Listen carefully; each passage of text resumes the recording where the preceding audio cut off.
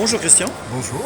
donc nous sommes au Galactic Days, version 2023, avec Christian Guénaud, c'est ça? C'est bien ça. C'est Guénaud ou Guenot? Guenot. Guenot. Je ne formalise pas pour l'accent. Oui.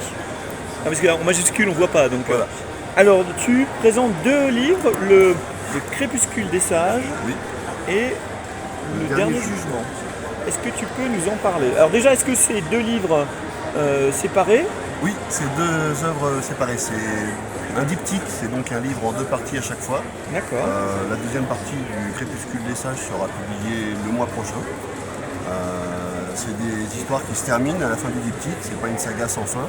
Oui. Donc le Crépuscule des Sages est une enquête et une histoire d'aventure qui a pour fil conducteur la quête de nos origines. Donc c'est l'histoire d'un Donc de paléanthropologue. nos origines, tu veux dire des humains quoi? Oui, l'origine de l'humanité, tout Oui. à fait. Donc c'est un paléanthropologue d'une quarantaine d'années, un petit peu aigri, qui n'a pas réussi grand-chose dans sa vie, qui va faire une découverte phénoménale et fortuite. Et il va découvrir des squelettes d'une très ancienne civilisation humaine de plus de 100 millions d'années dans le passé. Donc il va enquêter à savoir pourquoi nous n'avons aucune trace de cette civilisation, comment se fait-il qu'on n'ait jamais envisagé qu'une autre origine à l'humanité puisse avoir été évoquée. Donc, en menant son enquête, nous, le lecteur, va suivre également la vie de cette ancienne civilisation. Comment cette civilisation est née, comment elle a prospéré, comment elle s'est éteinte. Et pour lier les deux histoires, j'évoque la façon dont l'humanité, la nôtre, voit ses origines d'un point de vue religieux, scientifique et mythologique. Et donc cette partie scientifique va servir de fil conducteur entre les deux histoires qui vont s'entrecroiser. Donc il y a un peu de fantastique ou c'est... Ah oui, fantastique, il est là dans l'histoire de l'ancienne humanité, qui est D'accord. une humanité plus développée que la nôtre, qui est une humanité différente, mais je ne dis pas en quoi, parce qu'il faudra le lire, et qui a une technologie nettement supérieure à la nôtre. Voilà. Et en même temps, il y a une enquête, donc c'est un petit côté un peu polar, on va Voilà, dire. il va y avoir dans la partie enquête de notre époque, il va y avoir des meurtres, des complots, des manipulations. Il va se rendre compte qu'il y a des secrets qui sont cachés, qu'il valait mieux ne pas déterrer. Et il va se retrouver confronté, oui, à une manipulation qu'il n'envisageait pas et un univers qu'il ne maîtrise pas du tout. Alors, très bien. Alors, ensuite, le Dernier Jugement, qui est aussi donc en deux parties. En deux parties également, donc là c'est un thriller dystopique. Donc, qui se déroule après un effondrement de société, un virus a ravagé 85% de l'humanité. L'humanité qui se reconstruit est à nouveau sous le contrôle de l'Église, qui réinstaure un joug totalitaire, donc à savoir l'avortement est interdit, le mariage est obligatoire, l'homosexualité est interdite. Toutes les personnes qui s'adonnent à ces déviances sont envoyées en centre de réhumanisation pour réapprendre à être des humains corrects, on va dire. Donc dans cet environnement un petit peu totalitaire, il va y avoir un jeune flic qui sort de l'école catholique de police, qui va déceler tous les 3 jours, une personnalité éminente de cette nouvelle aristocratie se suicide de façon médiatique. Donc il va chercher à comprendre comment se fait que ces personnes-là se suicident. Donc il va se rendre compte assez rapidement que ce sont des meurtres sans qu'ils parviennent à comprendre de quelle façon ils sont perpétrés. Et il va se rendre compte aussi rapidement, c'est vraiment que le début, que derrière ces meurtres se cache un mystérieux prédicateur qui cherche à renverser le pouvoir de l'Église et du gouvernement, et dans l'objectif de créer la première civilisation morale et éthique de l'humanité. Et pour ce faire, il va être amené à juger l'humanité.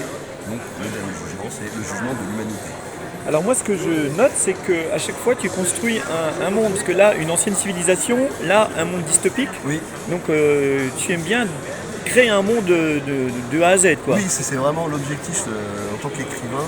En tant que lecteur et fan de SF, j'adore découvrir de nouveaux univers, des choses qui me permettent de m'évader, d'inventer, et je me greffe sur ces univers déjà existants pour créer mon propre univers. Et le point positif, et ce que j'adore avec la science-fiction, c'est on n'a pas de limite, quoi. Oui, oui, bien sûr. Voilà, donc on peut créer l'univers le plus sombre qui soit, comme le plus féerique qui soit. Et dans les deux, se côtoie dans celui-ci, l'univers de cette ancienne civilisation est très très utopiste. Le contraire de celui-ci qui est très dystopique forcément. Donc voilà, j'aime jongler avec les univers, mais je tiens à ce que ce soit crédible scientifiquement. C'est ce qu'on appelle le hard science maintenant, qu'il faut que ça soit une extrapolation de connaissances actuelles. Voilà. Donc tu parles de hard science, donc j'allais justement te poser tes auteurs, les auteurs qui t'ont éclairé ou tes auteurs fétiches, donc tu serais plutôt du genre Arthur C. Clarke. Oui, Clark, le principal c'est Dan Simons. C'est Dan mon Simons, maître, plus récent. Voilà, donc, bon, au niveau français, Werber qui m'a apporté la capacité de me dire je pouvais écrire aussi, quoi. Donc il m'a ouvert l'esprit, j'ai adoré ses premières histoires. Avec les sur fourmis. Ouais, les fourmis, mais surtout la saga des Thénatonautes, des anges et des dieux. D'accord. Et voilà, ça m'a fait voyager. Et c'est en lisant ces bouquins que j'ai créé mon propre univers. D'accord, donc c'est Werber qui t'a un petit peu amené à l'écriture, quoi. Voilà, tout à fait. Ok, mais c'est intéressant, effectivement. Oui. C'est la première fois qu'on parle de Werber pour ça, mais oui, oui. Oui, mais après, c'est vrai que les dernières œuvres de Werber, j'ai un peu plus de mal, mais j'adore les univers qu'il développe et j'adore le fait qu'effectivement, dans tous ces bouquins, il y a une base scientifique avérée et qu'il extrapole sur une base scientifique. Et ça, Oui. j'aime beaucoup. Moi, j'ai un peu plus de mal avec son style. Oui, après, je suis assez. Ouais. Mais bon, il n'empêche qu'il a son doctorat et que. Ah oui, bien sûr. Voilà. Ah oui, et puis il vend beaucoup de livres, donc Voilà. quelque part, il Mais a raison. autrement, mon véritable auteur favori, ça reste Dan Simons. Ouais. Je veux dire son intégrale de ses œuvres. Oui, Hyperion et compagnie. Voilà, Hyperion, Olympos, Ilion, enfin. Et qu'est-ce que je voulais dire? Donc la suite, c'est donc le Crépuscule des Sages, partie 2. Voilà. Et la suite, parce qu'il y aura Oui.